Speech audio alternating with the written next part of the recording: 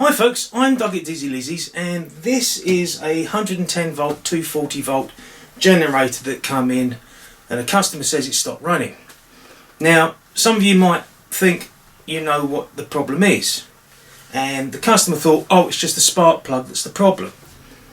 Well, I'm going to show you two tools that I use when I'm diagnosing if a machine has got a spark and what happens to that spark if this problem occurs.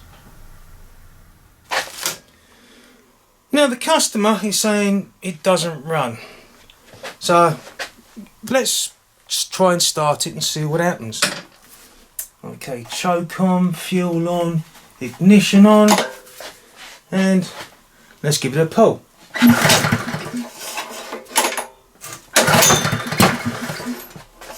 See, it occasionally fires. Let's give it another pull.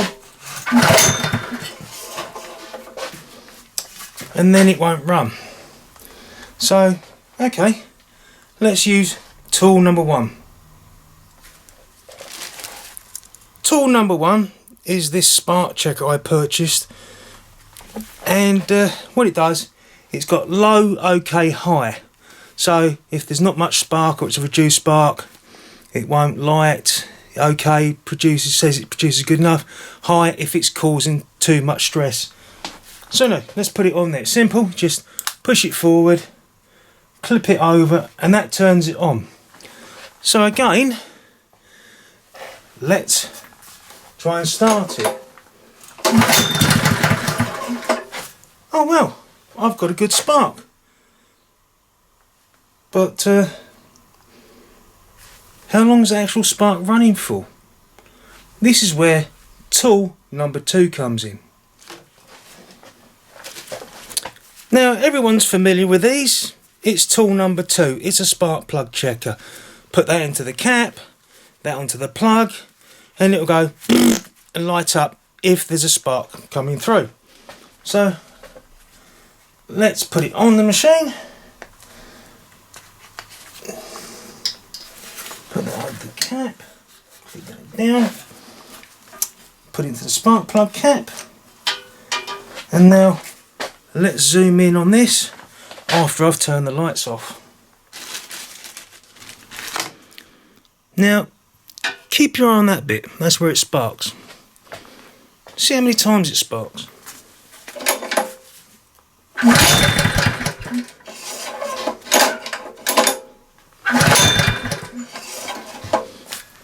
Fires up once or twice, then goes. Well, what will cause that? I'll show you now. So some of you might have noticed there's this wiring on the side of the engine, and it goes into the kill switch, which then goes into a box which also has another cable that goes into it, which is inside the engine, and what that's connected to is an oil level sensor. So if the oil gets too low, the engine will shut off and it'll stop it from producing a spark. So let's see how much oil is actually in here.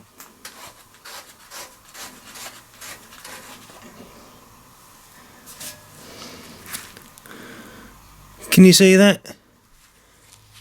It's bone dry. So let's put some oil in it. This is always fun.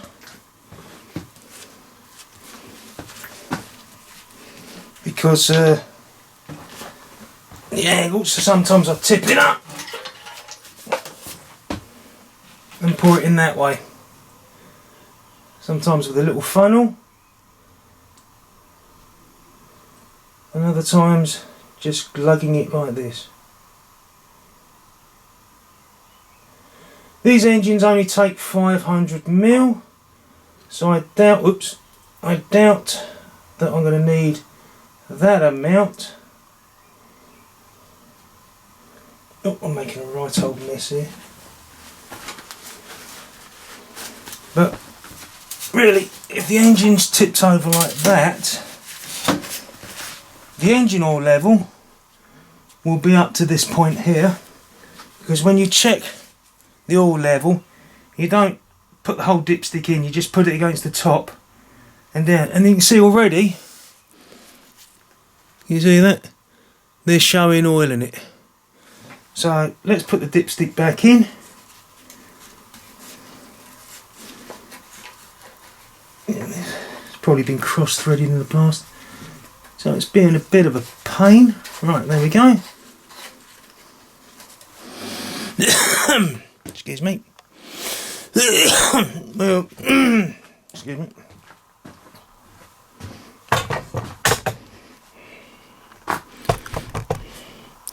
Zoom out up a little bit, and let's see if it starts. Choke, fuel, on.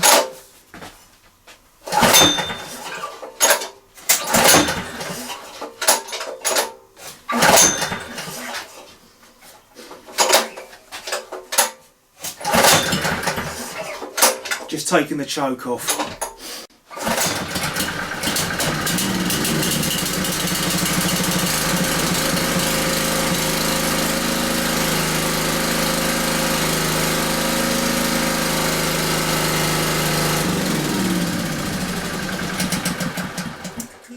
It got flooded by pulling it over and fuel going in and it not burning. So I took the choke off and off it ran. So now all I've got to do is top up the engine oil and to the correct level, and then tell the customer check his oil next time. So there you are. If you have a generator which suddenly stops working, check the engine oil. It's a simple test. 30 weight engine oil, maybe 530 if you do, but don't synthetic it, get a straight multi-grade.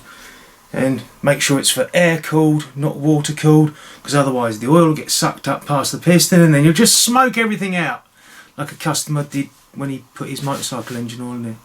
But anyway, yeah, I was a bit surprised by how much oil I had to use. It was originally up to there, a litre, and I've got 3/4 of a litre probably been used. So sorry, 3/4 of half a litre that was used.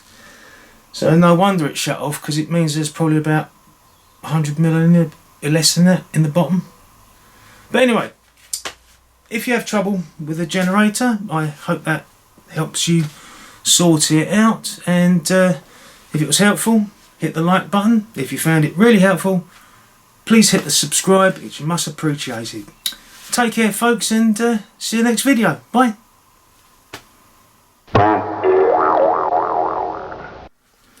So I'm going to show you two tools that I use for diagnosing sparks, and what happens if this happens to your generator to stop it happening. That shows you what needs to be done, I think. Well, let's see how much oil's in it. Is the oil level correct? No, it hasn't got a dipstick on it.